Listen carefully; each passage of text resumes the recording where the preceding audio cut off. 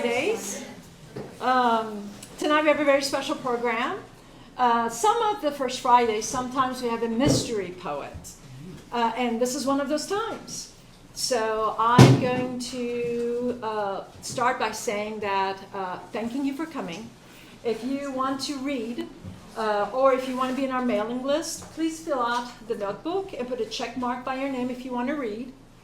If you want, not if you want to, but Chris has bought this wonderful poster to remember as a souvenir for tonight, so please feel free to sign your name. You don't have to sign it on top of his head, but anywhere else in here would be great as well. It would be a nice memorabilia for this evening. So I'm going to give you some clues about our feature poet, and you can see if you can guess who the feature poet is. And then if you cannot guess, or if you can guess, you can just shout out if you think you know who it is, and then they will come and read. All right, I think I already gave up one of the clues. All right, as a kid, this poet was a spelling bee champion and a singer. And once they tried out for Star Search with Ed McMahon. In 2018, they released their first full-length collection of poetry and performed at the House of Blues.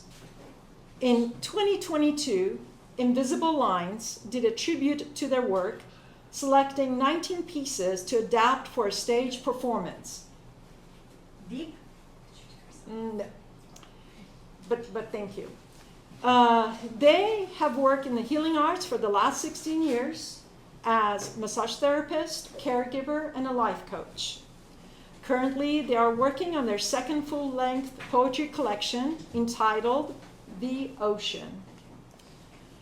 This mystery pop-up poet has a photographic memory. I think I'm making stuff up. No, but it's true. Sounds good. And has a highly acute sense of taste and smell.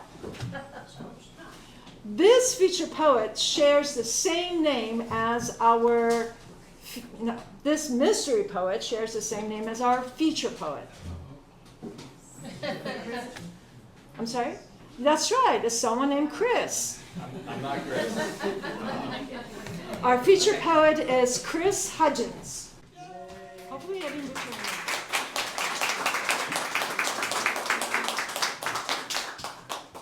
So, some of you might have heard of some of my work. Formerly, I've put most of my work out as Christina Cantu. I'm going to try to keep it fun and exciting, but I got to get some stuff out of my system here. Have to. Okay. So this one is called Uncomfortable. If the magic happens just outside your comfort zone, then the comfort zone is a room of white walls, silent and void of personality. It's the overturned chairs once the dance floor has cleared and the music has stopped. And even though the comfort zone is the place you come home to warm your bones beside a fire to, near a familiar face, it's also the place you leave when you get bored and need a change. Yeah, you might look forward to getting out of those strappy heels and changing into those cushy sneaks that have been hanging around forever, but after they've mowed the lawn with you 72 times, and they're green and smiling at you with each step, you won't puddle jump in them anymore. You'll toss them out, toss them aside like all of your other tired, old, boring, old, comfortable things that you used to love.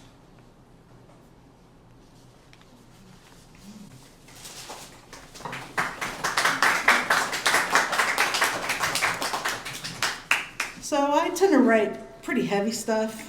I'm not going to share that with you guys. That was as heavy as it's going to get. This next one, it's called Gone with the Wind. I shake out my sadness like the bathroom rug, where 2 months of hairy, crummy bits and plastic clothes tags have deposited themselves without permission like little toenail barnacles. Sure, there's a whole world there lurking beneath the soft, shaggy surface, from where my past, my pain has come, and my doubts and regrets and insecurities lying in wait seek to spur my heel like a straight pin cushion threatening my happy place with bloodshed. But when I'm reminded of it, I drag it out into the yard, expose it to the light, give it a little shake, and let it be gone with the wind.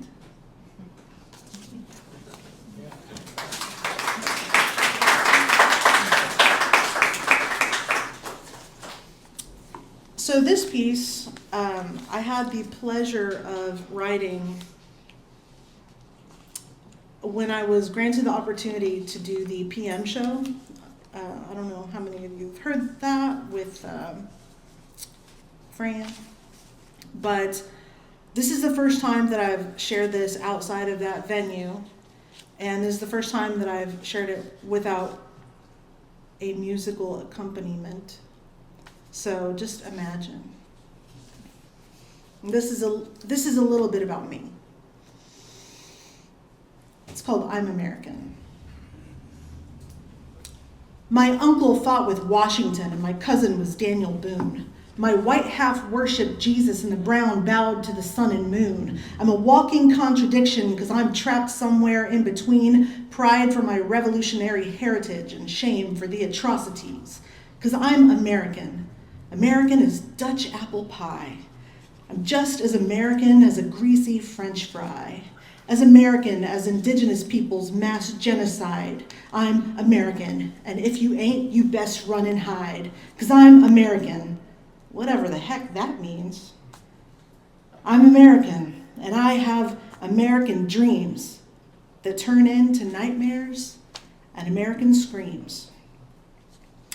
My name can be traced all the way back to the boat, but it was just 8 years ago that my mom earned the right to vote. When I was 12, some kids asked me, if Mexico started a war, whether it be my brown side or my white side that I choose to fight for. I was so confused.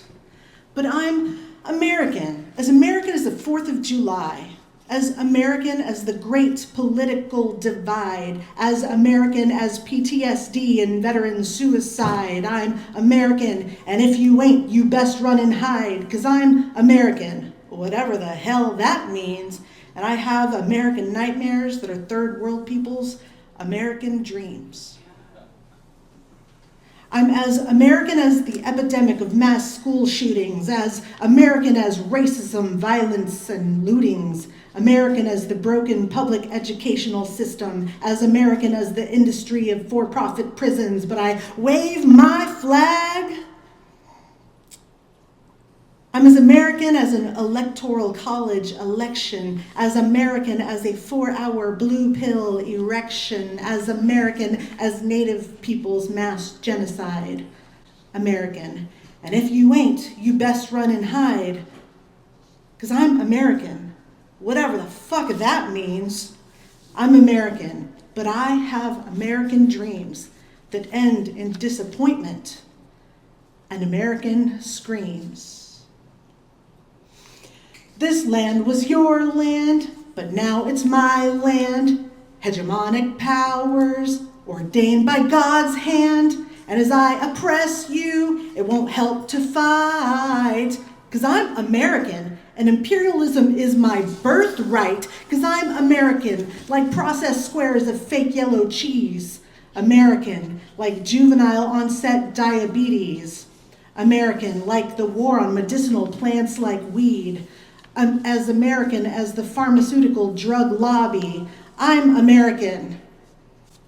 Fuck me, American. Never as exactly as great as I seem. I've always got a couple of tricks up my American sleeve.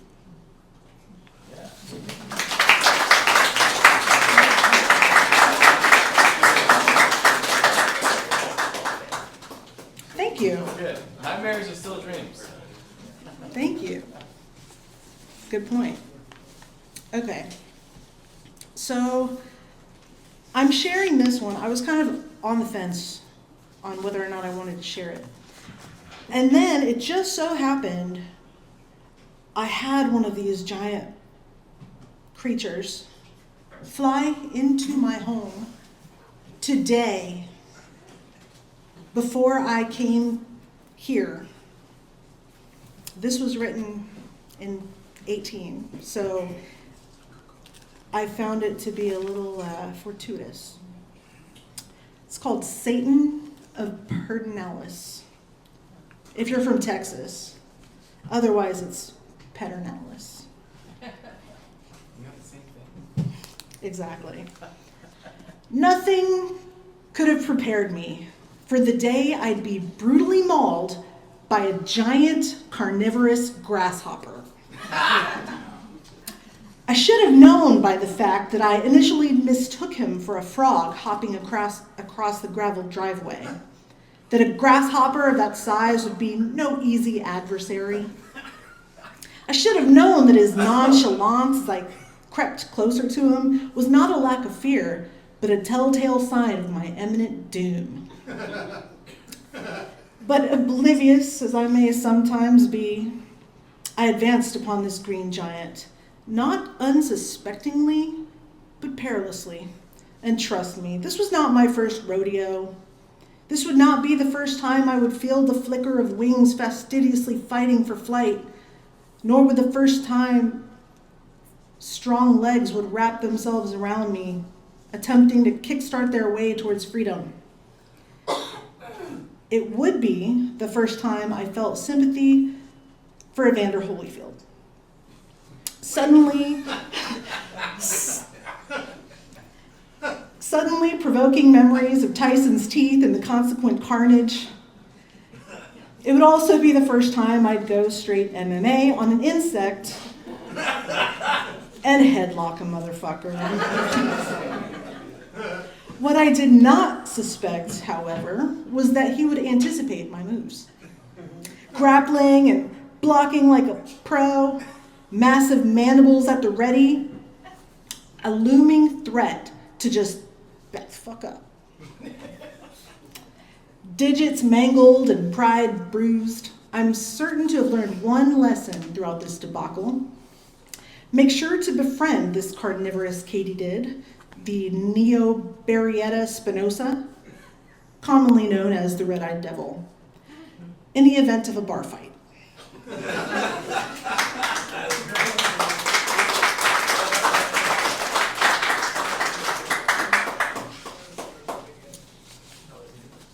So this was actually a request by our featured artist when he put out Thirsty Earth. He called for psychedelic poetry. I wrote this in the car. Divine inspiration. It's called Gills. True story. Pretty little conical caps get ground to gritty, powdery paste, courtesy of my molars, and a splash of mango nos. Down the hatch. It tastes like shit. Cow shit, perhaps. But you can't be too picky when you're not the one picking. Even so, it's the best thing, the only thing I've eaten all day. And I prefer it that way. Because dry heaves are no fun, but emptying the contents of a full belly is a bad way to start a good trip, and a good way to start a bad one. An hour later, my knees are jello, legs spaghetti, my feet find holes where there are none. Cheap dollar store shades hide a wide penny-eyed gaze. Hell no, I can't pitch a tent right now. And neither can he. We sit and close our eyes, mesmerized to see sound, and rendezvous in another dimension, enveloped by a void of complete darkness and rainbows. There, we have full conscious conversations with God, with ourselves, past, present, and future, with each other, with our minds, without words. We read thoughts and share stories and visions, like movie reels playing on the open mind's projector screen. Me, the shapeshifter, and our medicine. As the full buck moon rises, marrying the glistening water to the purple silk sky, wind swirled sparkling sand their diamonds, I cry like I do at all weddings, moved by its beauty. We dance beneath it till my feet get tired and I resign myself to tug of war. We giggle as we're pushed and pulled by the tides, tossed to and fro, like rag dolls in a speed queen, wave after magical wave. And when things couldn't possibly be more perfect, with my sand-filled bottoms and chattering teeth, I look straight into his smiling eyes glowing and I tell him, I know exactly what you are, and I can see your gills. Let's go dry off. I'm hungry.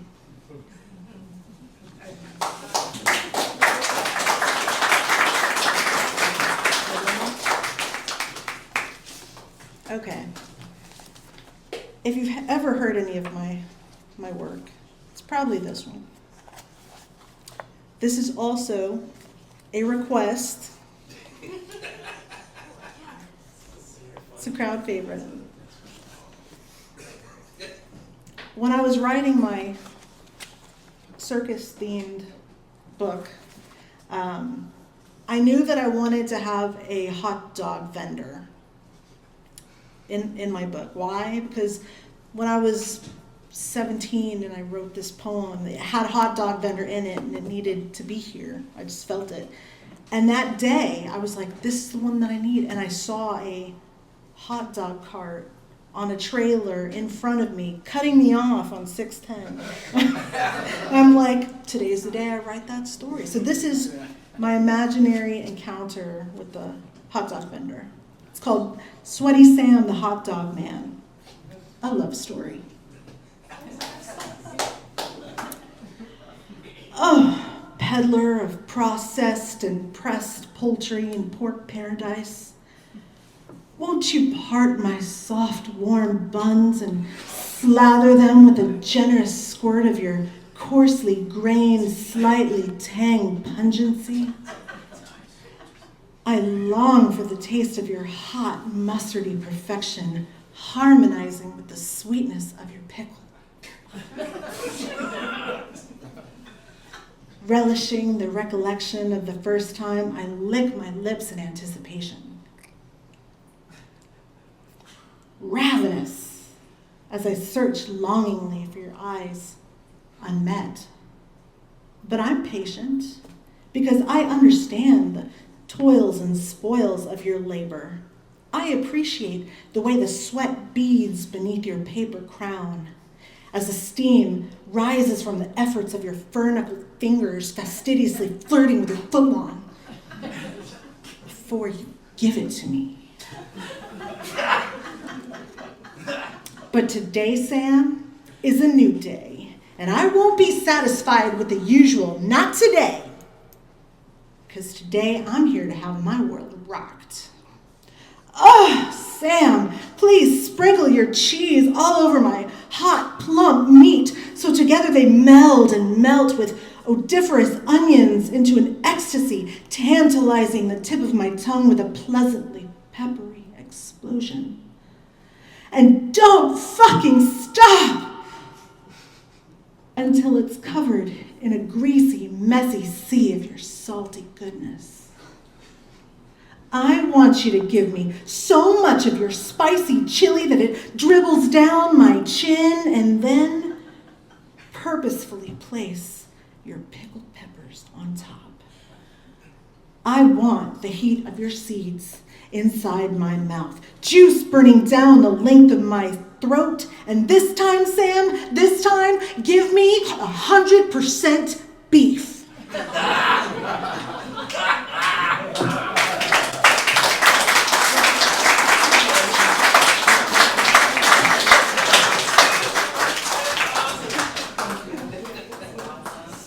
Thank you, Chris.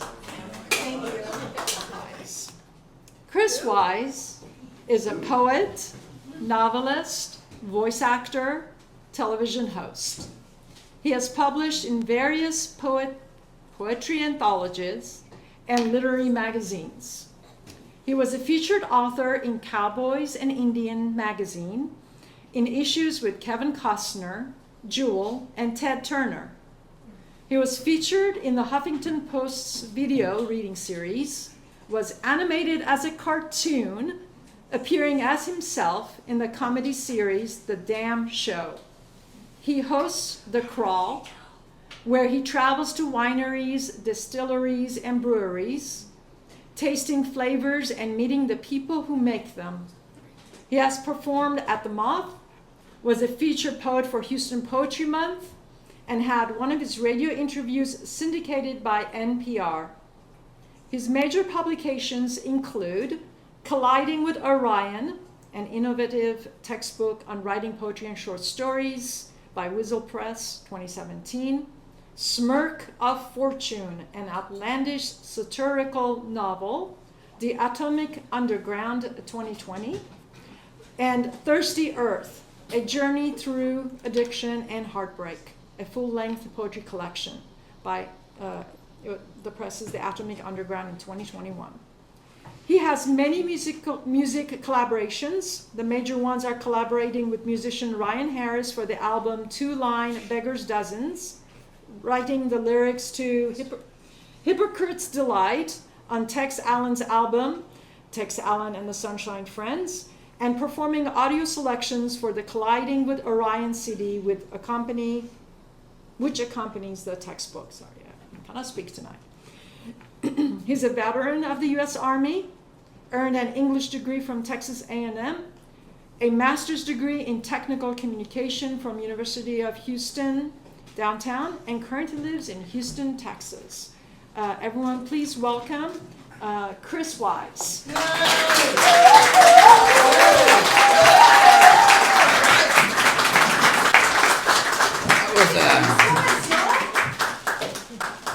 That was a long way around to a very disappointing evening. Yeah, man. All right. First, I have to whip this out, and the older I get, I've got to whip these out. Well, what I want to say is, normally at a poetry reading, you sit and you listen and whatever, and that's not the way I want to do this, so I hope that you don't mind participating with me a little bit. I've divided all things into that is rock and roll, which is a hell yes from you, or a heck yes if you are of the genteel persuasion, or that is not rock and roll, and that is a hell no, or a heck no, as we wish to proceed. We are inclusive, you are beautiful, and now we begin. Wait, no, we have to practice. We have to practice.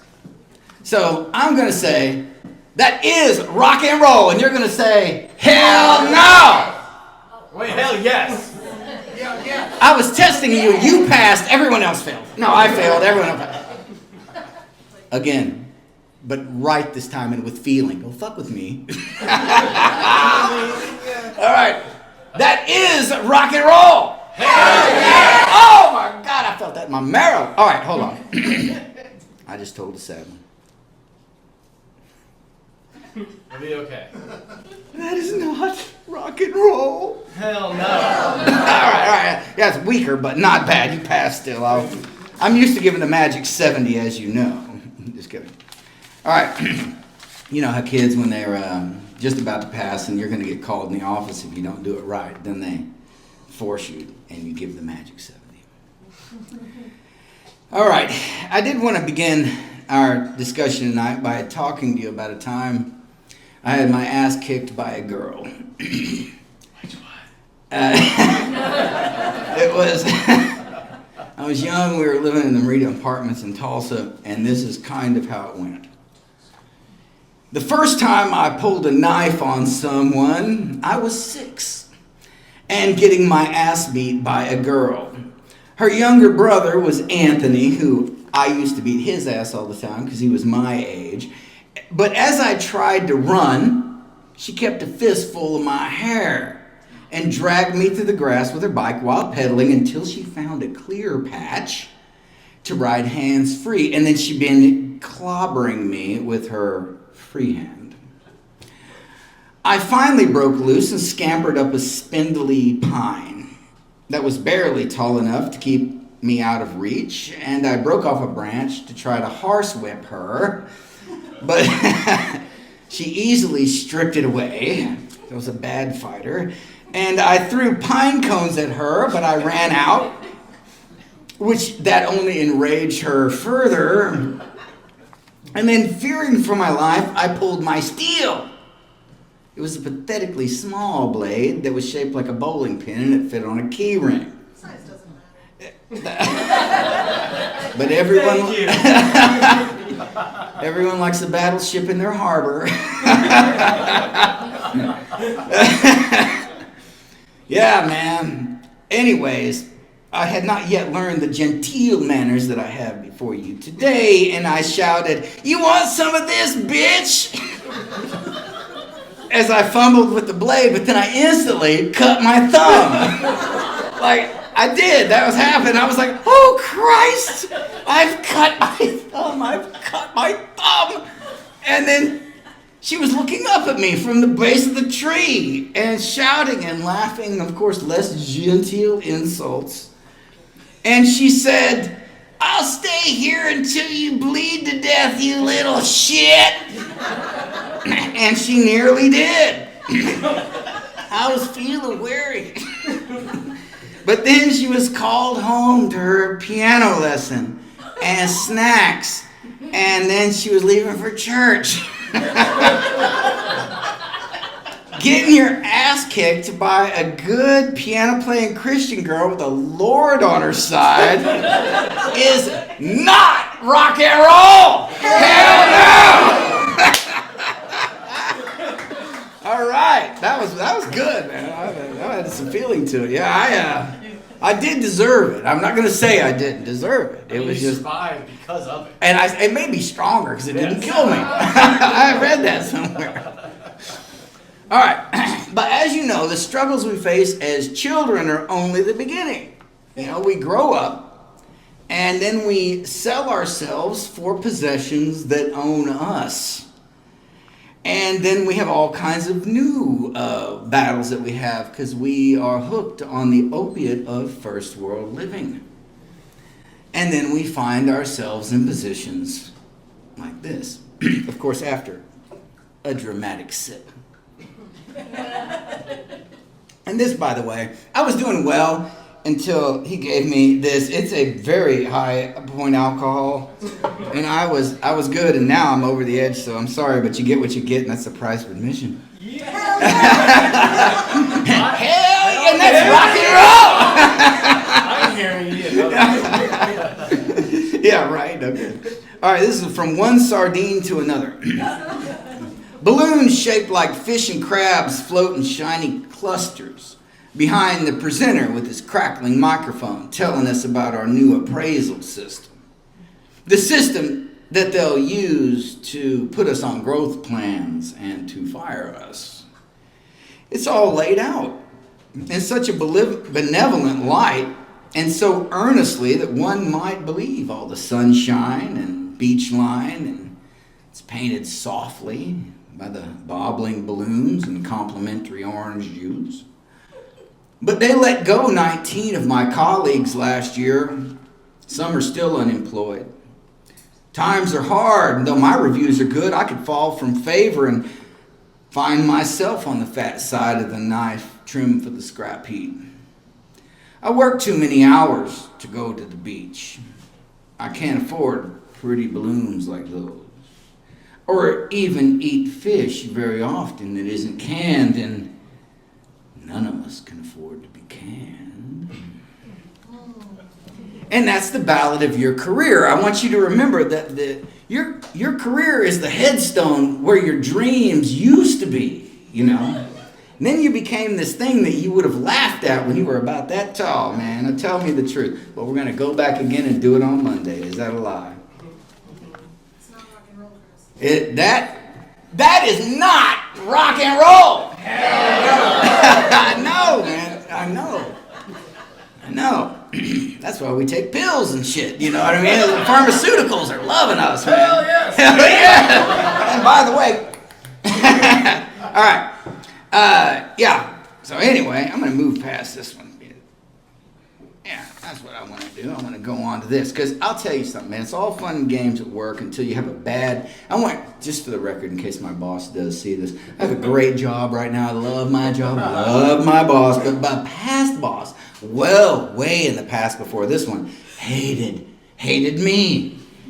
And you know something's true. It's like we are all genteel people who love one another, and we've evolved past childhood taunts, low fruit, and insults. But I will say, once somebody has made you mad enough, if they have a crooked tooth, they don't work out all the time, or they have a little bit of a limp, you're going to talk about that shit when you hate them. You know what I'm talking about? And you will hate them. So as I say this, I want you to know, I'm a forgiving, loving person, kind of. But I wrote this one time about... It comes from a good place. It comes from a good place. Real talk, bruh. Real talk. The great claw of God. My supervisor is an obese divorcee who oils herself, dresses and sugars herself, and bakes her nails with lips aglow and hair coiffured like she's a princess baby who should never be shaken. She earns $60,000 a year, yet just bought a candy red Camaro and a $275,000 home alone, trying to fill the crater her husband left. She recently saw a supermodel put a black smear stripe on her eyes, so she does too. Now I work for the Hamburglar, lumbering up and down the halls like the Snuffleupagus, modeling her wardrobe of designer seconds, sweatshop knockoffs. See, you guys are fucked up too, man. Don't judge me. You know, and that fake smile her therapist told her to wear like a piss-riddled security blanket. Oh, she is awful mighty with her company pen and disciplinary forms, which she hotly fills my file with, pulling me off my work to abuse her power, puttying the cavity in her life with all the savory hurt she causes. But at the end of things, when she finally realizes the miscreants who work beneath her despise her with every ounce of their being, she probably lays in a mud bath like a hog in its wallow with cucumbers on her eyes, wondering how she was so cursed to land a crew as degenerate as we, while all of us meet in secret, cursing her, folding hands in prayer, that the great claw of God will sweep her beneath the sod to liquefy and feed the earth. The first positive thing she's ever done and all in the hell she's good for. Yeah. That's right. Yeah. Hearing the truth for once in your life is rock and roll. Yeah. Fuck yeah. And also, getting even with somebody who you hate is rock and roll. I know, and we try to pretend we're all fucking chill and like, it's fine, no big deal, but that shit is, we're going to get your ass later, man, believe me. You know that's the truth, man. All right, that's it, man. Oh, so here's what I want to say, because all of us are tied up, like I can barely hang out with my friends anymore. I always want to talk about work. Fuck, it's like, what happened to you, dude? And I mean that in a non-binary way. Women too, shit. Pay me overtime and we'll continue the conversation. Work is not heaven. I had a dream that I died, but my grandmother wasn't there to bring me over, man. It was Marilyn Monroe.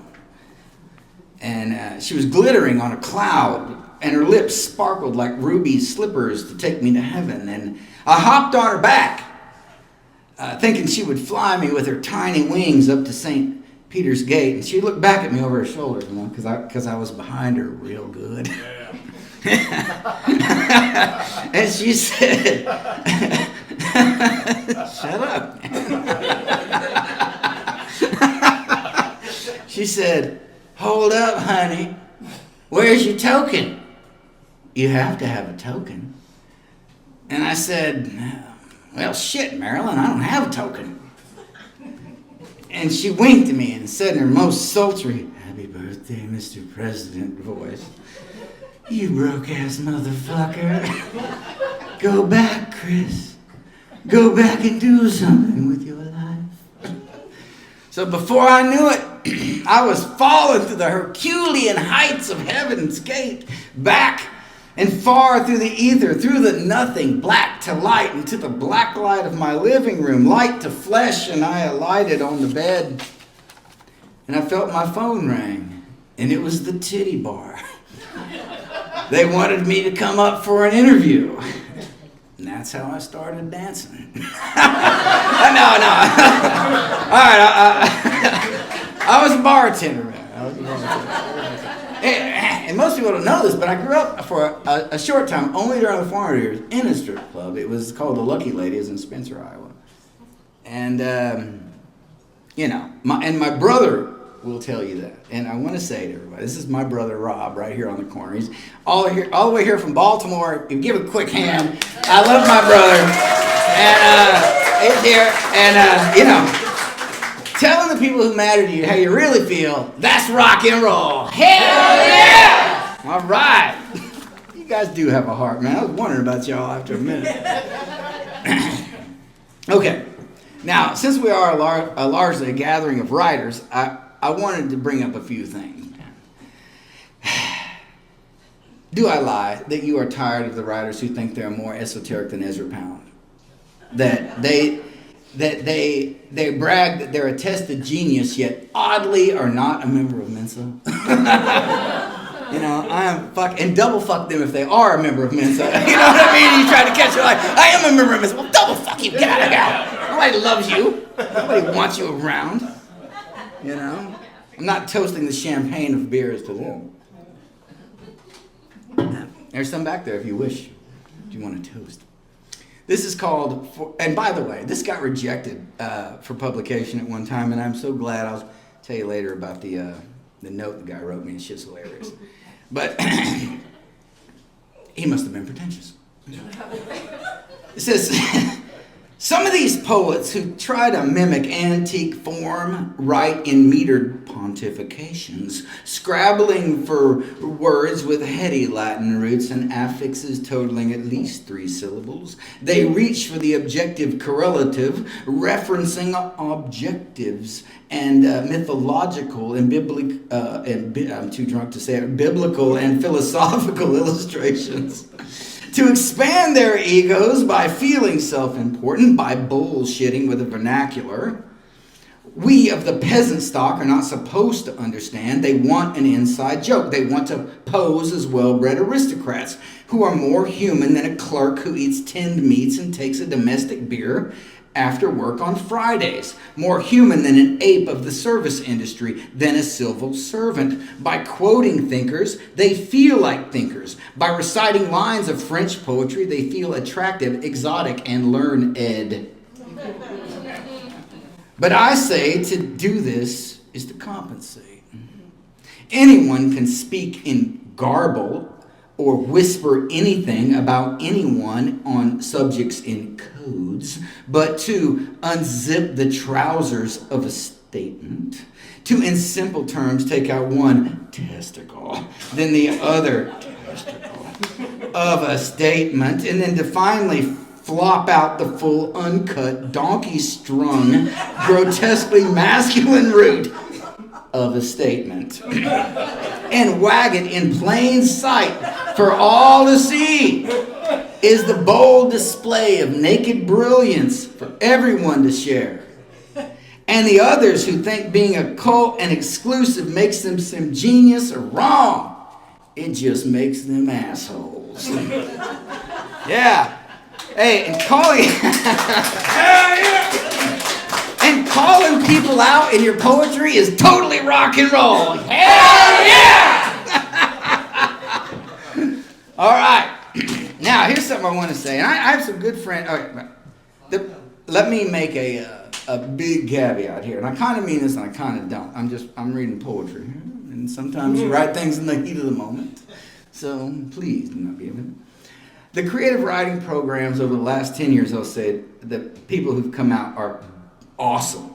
But do you guys remember those of us of the demos, right, the demotic, the regular, when the programs first began, did you not feel a very difference in like a bourgeois sort of situation, and you weren't good enough for the rest of the situation? Do I lie about that? There was a weird thing, and it was really fucked up, you know. And so I wrote this about the time in response to that. All right. So I have some good friends that have been through them and who are awesome writers, like for real. And this isn't about you in the least. I'm just saying, you know, if this could be you, and you were a long time quit being an asshole. So, maybe I'm kind of a dick here, but I don't mean to be. I'm just like, you know, just saying something that's on people's minds. That's it. I'm a reporter. Don't shoot the messenger. I see these poets at college. They have this clique. And this would be the worst. If you have been to the programs, this is the worst of the programs, right? And if we're honest, that's real. I see these poets at college, man. They have the cliques that believes because they write on assigned prompts and read obscure or hip poets that we've never heard of, and that they all gather up and kiss one another's asses in an orbit of years, they think they can write. And because they're a part of a machine that must promote its own to exist so that they get published, they think that it's merit. And I see them look down on us here at the perimeter. I feel it in their weak handshake. I see it in the way they turn themselves away with the side eyes swizzling their wines. But their stories of starving and fighting and being abused and beaten and bleeding in the dust and weeping in the darkness, they all sound like lies. And those of us who've been there, and in a venue of people who don't know, they sound like try-hard hacks who can't state an original thought without quoting 4 or 5 people that they know that none of us have heard of. Those are cheap tricks from cheap academics. I say, spit, poet. Show me you've lived a life outside the classroom, and if you've ever lived a conscious life at all. Spit your goddamn poem and tell me about me, because that's what art does. Poetry isn't bought in an admissions office. It's born on a nerve. It's whispered in a hole. And it's carried in the wind. So those of us whose candles are burnt to nearly gone and who've had it with corporate bubblegum garbage, drowning us in your snake oil politics and your egos, they want to know, we want to know that somebody real is living out there. And that stuff is the crusted jism of a meaningless spasm, a hook 3 times repeated, of a dry mouth that couldn't spit if it wanted to, no matter how much money it spit on a drink with their friends. And the real writers here, the real writers, you know what I'm talking about, man. You know what I mean. All right, so I tried to impress a girl with my guitar one time, and that shit went real south, man, real fast. This is called She Cuts the Bullshit. I was going to woo them with song, man. I was going to impress the panties off them with melodies about me impressing the panties off other women that they remind me of. Oh, man. So this isn't going to go well. I clicked open the 3 latches of my guitar case and with much fanfare released the guitar. In my mind's eye, it was glowing like magic, like a seraphim, like a genie that granted my red wishes and never told my secrets. I strap-on strummed on and came in with song. Ah, yes, I thought I'm making points. One of the girls looked at me. Solid eye contact. I was being so cool until she said, Chris. And then I kept strumming a little bit, but I quieted my singing so I could hear her. She said, could you put that thing away so we could talk or fuck or something? My My guitar immediately went silent and flew back into its case, and I said, absolutely, it had done its job. So, whenever you skip the routine and get straight down to business, that is rock and roll. Hell yeah! That's true, man. I know. It's embarrassing. You gotta talk about the things as a poet that embarrass other people because they're not gonna say it. So you gotta say the thing. You know. I told you one time I got a job bartending, and that was pretty good. I was at strip clubs and I was poor because, as you can imagine, I didn't make much money at the strip club. I don't have booze, you know what I mean? I know, I should have got a job UPS or something upstanding, you know. So anyway, but I didn't even have a bed, man. I was super poor. I just got out of the Army. I literally had a guitar and a duffel bag, and I was washing the dumpster and such. And I pulled a bed and whatever out of there. But it was a very well-used bed when I got it. And then I was working in the strip club, so I was doing pretty well. So this is a story about that. It's called The Old Man Who Lives Below Me. I moved into a new apartment, upstairs with a small view of the bay, not far from the dumpster. I was tending at a titty bar and had solid action, that's a sex joke, most nights of the week. Pandora stopped by and we killed a bottle of Jack, and my bed springs were hot and screaming for mercy, and we rocked and romped and howled together most of the night. I have to take my pill now before that happens. No, I'm just kidding. So the next day the sun crested on the water and the birds were singing in highs and lows, and I stepped outside on my balcony and I stretched in the glorious day. My downstairs neighbor was taking 2 bags out of his car, and he moved slow. And according to his license plate, he was a Korean war vet. And he glanced at me, standing in my boxers with a hair like electric madness. And I said to him, "Hi, neighbor," I shouted down, beaming and waving. "Isn't it a magnificent day?" "You need to get a new bed," he snarled. And he slammed his car door shut, you know, and then with great effort, he shuffled out of breath to his front door, and I came back in. And Pandora said, "Who was that?" And I said, you know, I couldn't actually say anything. She said, "That bad, huh?" And I said, And we waited until we heard his door close and security change the latch and the deadbolts lock, and then we dressed and left out for breakfast. And, you know, sometimes it's like that. You know, you embarrass yourself without realizing that you just did, you know. But I have to say, embarrassing yourself with your ridiculously loud sex is totally rock and roll. Hell yeah! 100%. All right. I want to do one last one. That's ridiculous. Yeah, I know you guys have done this. That's why I feel comfortable saying it. You know what I mean? Like, we're not all freaking like angelic here. You know, so don't judge me. No glass houses here. Yeah. I live in I was born in a shattered glass house, man. Not really. I was probably born on the floor, but I don't. Same thing.